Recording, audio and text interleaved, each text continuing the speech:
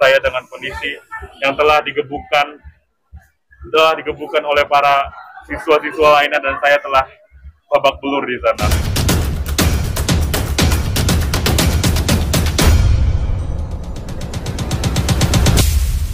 Kasus bullying kembali lagi menimpa salah satu siswa SMA Binus School di daerah Simpruk, Jakarta Selatan. Siswa berinisial RE, didampingi orang tuanya serta tim pengacara Sunan Kalijaga, Barbie Kumalasari, Agustinus Nahak dan Hairul Imam, yang ditunjuk dan diberi kuasa mengadakan press conference kepada awak media tentang hal bullying, kekerasan dan pelecehan seksual, pada Sabtu 7 September 2024 di daerah Jakarta Pusat. Kepada awak media, Sunan Kalijaga dan rekan mengatakan, kasus bullying ini terjadi pada saat korban mengikuti orientasi sekolah hingga siswa kini duduk di kelas 12, SMA Binus School daerah Simpruk, Jakarta Selatan. Kejadiannya bullying tersebut sudah dilaporkan oleh pihak korban dan orang tuanya ke pihak sekolah, namun ditanggapi pihak sekolah bahwasannya hal itu adalah hal yang biasa dalam lingkungan sekolah. Keberatan dari korban RE dan orang tuanya dengan adanya tindak kekerasan, pengancaman dan pelecehan seksual kepada RE, adapun adanya bukti visum dan pernah dirawatnya korban di rumah sakit adalah bukti kuat tindak kekerasan tersebut. Bahkan yang kami sayangkan itu terjadi di dalam lingkungan sekolah dan pada saat jam sekolah, jam belajar. Di mana adik kita A ini mengalami adanya bullying secara verbal, ya, dan kami duga juga adanya pelecehan seksual dan juga intimidasi, ancaman-ancaman serta penganiayaan, pengeroyokan yang berakhir di rumah sakit, sehingga adik kita ini harus dirawat di rumah sakit. Adapun terkait dengan persoalan tersebut, kita sudah laporkan peristiwa ini di Polres Metro Jakarta Selatan. Ya, jadi kami di sini hadir, saya, ada Zaki, Bang Nahak, Mbak Kumalasari Barbie sebagai kuasa hukum daripada adik kita ini, ya, untuk mendapatkan hak-haknya, yaitu belajar dengan baik, aman dan nyaman.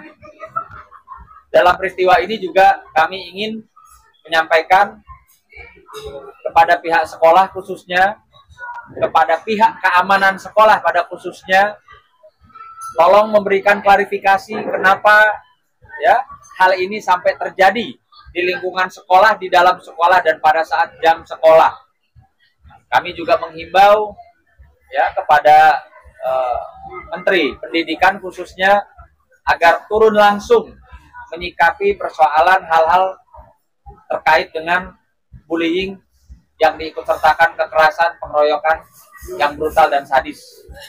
Dan kami juga berharap, kami menghimbau, meminta kepada pihak kepolisian khususnya Polda Metro Jaya, Polres Metro Jakarta Selatan untuk segera menangkap para pelaku dan tidak tebang pilih mau dia anaknya siapa, ya, tapi dia sudah mereka sudah melakukan jelas-jelas penganiayaan, pengeroyokan, pelecehan, dan lain sebagainya yang mengakibatkan korban ini mengalami trauma. Selamat sore Bapak dan Ibu yang ada di sini. Saya di sini sebagai korban dari penganiayaan dan pelecehan di Binus School Simpruk. Saya bersyukur sangat, alhamdulillah hari ini saya sudah bisa kembali bertemu dengan orang banyak. Alhamdulillah sekali berkat pertolongan dan support dari orang tua, papa dan mama, saya masih bisa selamat dan masih mempunyai tujuan hidup. Saya memasuki Binus School Simpruk dikarenakan tujuan saya adalah agar bisa saya membanggakan kedua orang tua saya dan bisa membalas budi kepada orang tua saya. Saya ingin sekali bisa membanggakan kedua orang saya ingin sekali bisa kuliah di Eropa, saya ingin sekali bisa membanggakan keluarga saya. Namun ketika saya berada di Binus School Simpruk, yang terjadi malah sebaliknya. Saya disiksa, saya dibully, dianiaya saya di sana. Di hari pertama, saya sudah dilecehkan, maluan saya dipegang oleh para pelaku sekitar 30 orang. Mereka selalu mengejek-ejek saya. Mereka selalu melecehkan saya. Saya dibilang orang kampung, saya tidak mampu. Padahal papa sama mama membayar sangat besar untuk saya agar bisa mencapai cita-cita saya. Tetapi para pelaku malah selalu mengusik saya. Dimulai dari awal saya sekolah, saya telah ditanyakan siapa ayah saya, siapa keluarga saya, yang padahal saya di sana hanya ingin bersekolah dan memperkenalkan diri kepada mereka, tapi mereka malah dengan membanggakan bahwa kalian, saya ini berbeda. Mereka menyampaikan bahwa saya ini adalah orang biasa. Orang tua saya hanyalah pengusaha. Sementara mereka dengan membanggakan diri. Kamu jangan macam-macam dengan kita. Kita ini adalah anak dari DPR, kita anak dari ketua partai. Jangan kamu macam-macam sama kita. Kamu harus bisa melayani kita semua. Kamu harus bisa nurut sama kita semua. Di hari situ, saya mulai dilecehkan. Kemaluan saya dipegang-pegang oleh ketua geng, salah satu di BINUS School Improve. Jadi ada geng ya dalam sekolah itu? Ada geng, dan dari awal pertama saya sudah dipaksa ke dalam toilet dan dipaksa untuk ditanyakan siapa orang tua saya. Di dalam situ 30 orang hanya mengejek-ejek saya, hanya memperlakukan saya seperti binatang. Saya diperlakukan seperti ayam yang sendirian. Saya di sana tidak punya teman, saya tidak punya siapapun, dan saya berusaha untuk bisa selalu sesuai dengan tujuan saya. Tujuan saya sekolah hanya untuk bisa membanggakan kedua orang tua saya. Saya ingin menjadi anak bangsa yang cerdas dan bisa membantu orang banyak di kemudian harinya. Saya ingin membanggakan negara Indonesia ini. Tetapi saya di sana diperlakukan seperti minoritas, diperlakukan seperti orang tidak berdaya. Saya selalu dihina-hina oleh mereka. Saya sudah dari hari pertama saya sudah melaporkan kepada pihak sekolah bahwa mengapa saya di awal tidak diceritakan seperti ini. Mengapa semenjak saya sekolah di sini, saya selalu dilecehkan. Menurut saya itu tidak masuk di akal, Pak. Akal sehat saya itu tidak masuk di akal sehat saya. Jadi kamu sudah ngomong sama guru apa yang kamu alami? Saya selalu melapor kepada pihak sekolah dan perwakilan yang menerima saya awal sekolah. Apa kata mereka?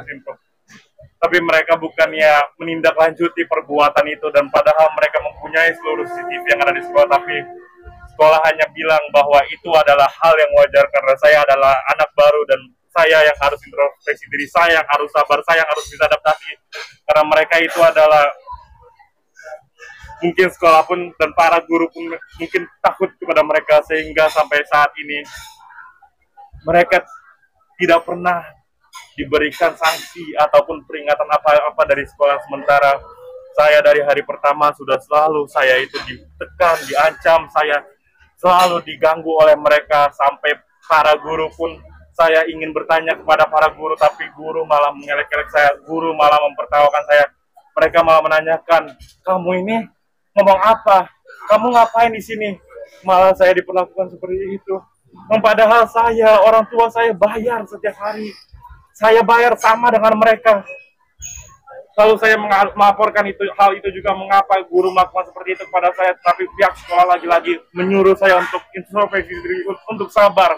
Lalu saya berpatokan dengan apa kata guru, saya sampai pesimis. Saya baru pertama kali saya dihina-hina seperti ini, saya langsung merasa mental saya langsung hancur di situ. Oke, itu kan pada saat kamu dibully secara verbal, dilecehkan secara seksual, kekerasannya kapan dan bagaimana mereka melakukannya? Saya diperlakukan semena-mena sampai ketika saya sedang sendirian di sekolah, saya diancam dari salah satu ketua geng yang berinisial K. Berinisial K ini mengancam saya untuk berani mengikuti tawuran, dan saya diancam untuk mengikuti tawuran dan menjadi tumbal, yang dimana di situ akan ada pertarungan antara BINUS School Improve dan SMA Negeri 20, dan mereka akan menggunakan senjata tajam samurai dan termasuk juga golok. Tapi saya di situ dipaksa untuk menjadi tumbal yang paling depan, sehingga saya menolak dan mengatakan kepada mereka semua bahwa saya tidak ingin mengganggu siapapun, dan juga kalian tolong hormati saya di sini. Saya cuma ingin belajar di sini. Tolong jangan libatkan saya dengan masalah kalian. Tapi karena saya menolak, saya dibilang belagu, dan mereka mengancam sekali lagi bahwa saya menentang mereka. Padahal saya hanya tidak ingin terlibat masalah, dan saya tidak ingin merusak atau mengganggu siapapun. Di kemudian hari saya diancam lagi. Kalau misalkan saya tidak mau mengikuti permintaan mereka di hari pertama, lalu saya diancam untuk bisa mengadu domba antara sekolah lama saya di Bintaro. Mereka menyuruh saya untuk seolah-olah saya yang ngajakin mereka semua ribut, dan mereka berjanji kepada saya bahwa mereka akan bertawuran pada anak di sekolah saya yang lama, dan mereka akan meratakan seluruh teman-teman saya di sekolah saya yang lama. Saya menolak lagi, saya tidak mau terlibat masalah apapun. Namun karena saya menolak terus, ketua geng di Binusku Simpruk dan geng yang sekitar 30 orang ini akhirnya mengancam saya dan mengatakan bahwa mereka semua akan menghabisi saya. Mereka akan mematikan saya, dan mereka, ketua geng itu berjanji kepada saya, berjanji kepada para anggota geng akan mematikan saya dalam waktu cepat-cepatnya. Di kemudian hari tertanggal 30 Januari 2024, saya sedang makan sendirian sambil saya belajar. Namun tiba-tiba ketika di istirahat sekolah, di jam pelajar, di jam aktivitas sekolah, saya di situ dihampiri oleh 30 orang geng, dan di situ terdapat murid, guru, serta security yang sedang berjaga di sana.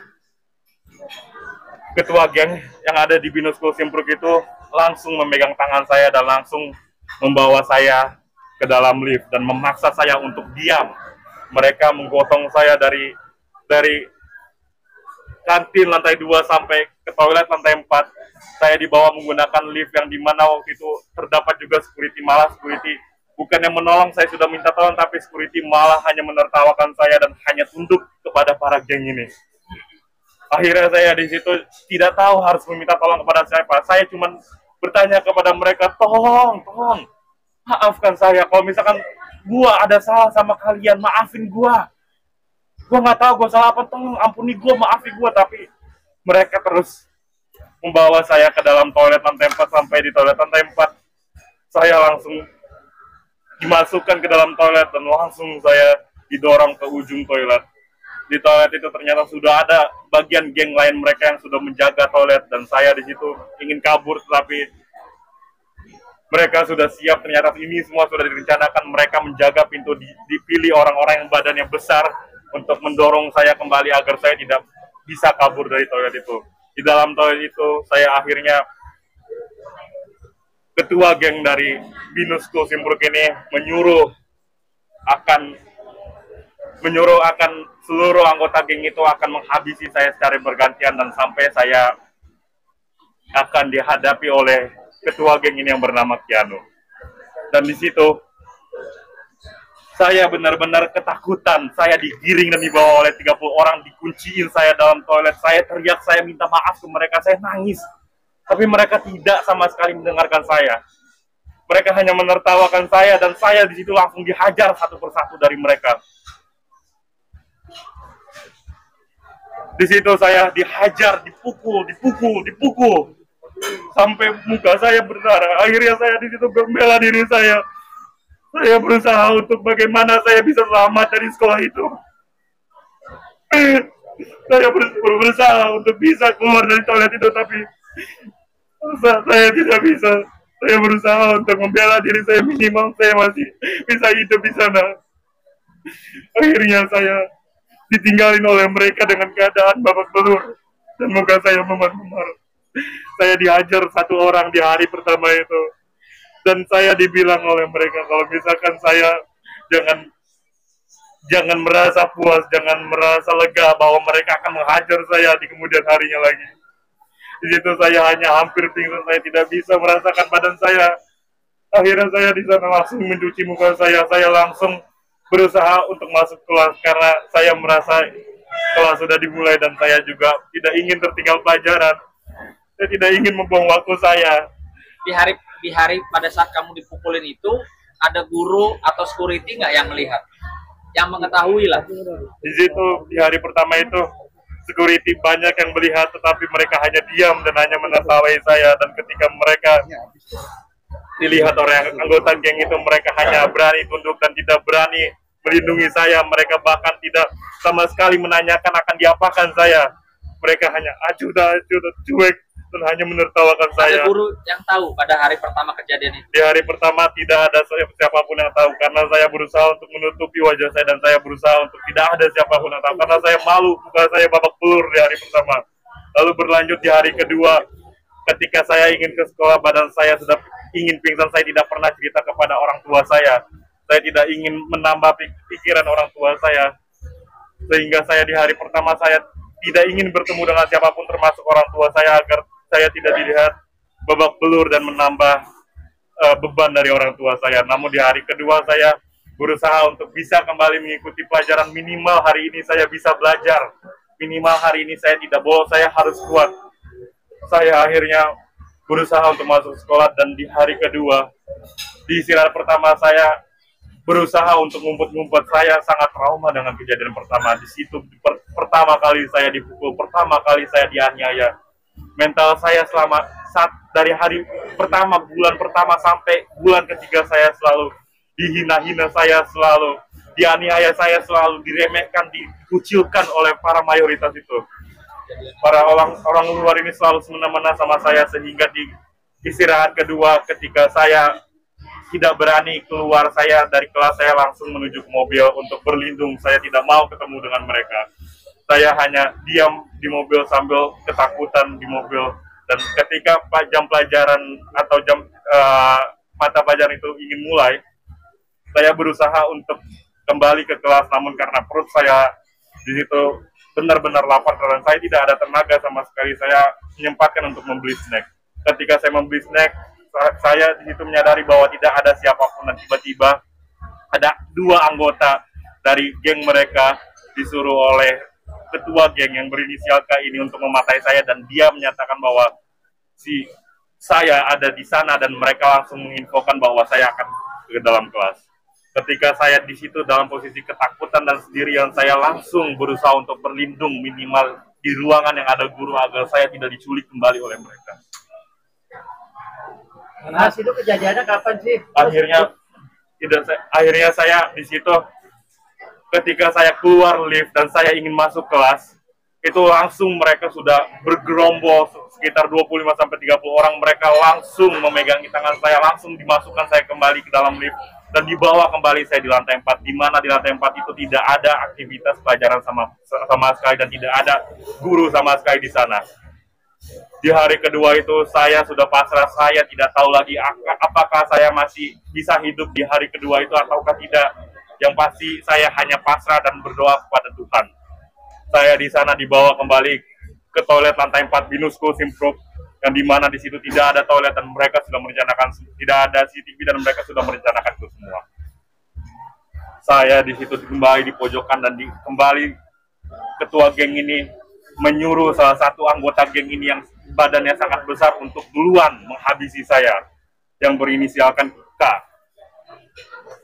K ini langsung menghadapi saya dan muka saya langsung ditonjok berkali-kali, yang dimana dia adalah seorang atlet bela diri.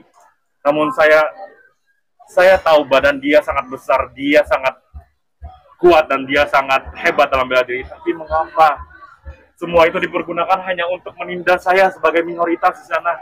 Sebagai seorang muslim saya ditindas, sebagai orang pribumi saya ditindas di sana. Lalu saya di sana hanya bisa membela diri agar saya masih bisa melindungi muka saya, masih bisa melindungi kepala saya agar tidak terjadi yang tidak saya inginkan. Itu di hari kedua itu perlakuan mereka mengeroyok. Di hari kedua setelah saya dihajar oleh pelaku berinisial K, saya langsung dihajar lagi kembali. Tidak berjelang lama, setelah 1 atau 2 menit saya kembali dihadapi oleh pelaku yang berinisial C. Itu kembali menonjoki saya dengan tonjokan yang sangat keras, yang saya ditonjoki di pipi, di dagu, di mata, dan di kepala saya. Kepala saya rasanya bengkak semua, mata saya merah.